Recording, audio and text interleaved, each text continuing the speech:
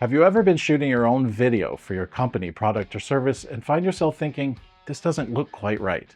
Well, it might not have anything to do with your lighting, your camera, or even your phone if that's what you're shooting with. It could have something to do with how you're placing things inside the frame.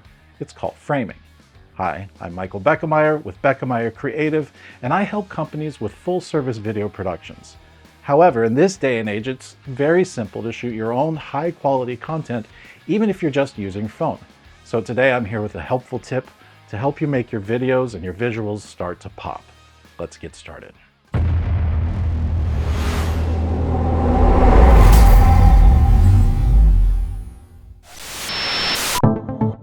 It's called the rule of thirds, and it's very simple. Imagine breaking your screen into a grid, 2 vertical lines, 2 horizontal lines, like a tic-tac-toe board.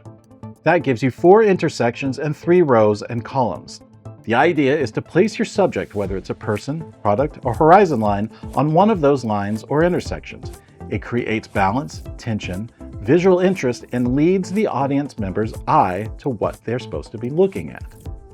Here's what most beginners do. They put their subject dead center or too low in the frame, which feels static or awkward. But when you move your subject slightly to the left or right, boom, it feels natural.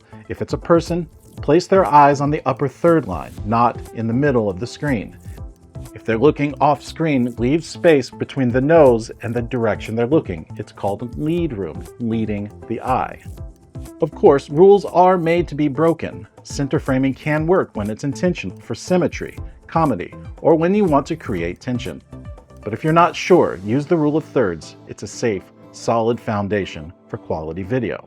And that's it. Very simple. Don't overthink it. Just one simple thing to help your videos start to look like they were shot by a pro. And of course, if you still run into trouble, give me a call. I'd love to help. Until next time, happy shooting, be well, and have fun.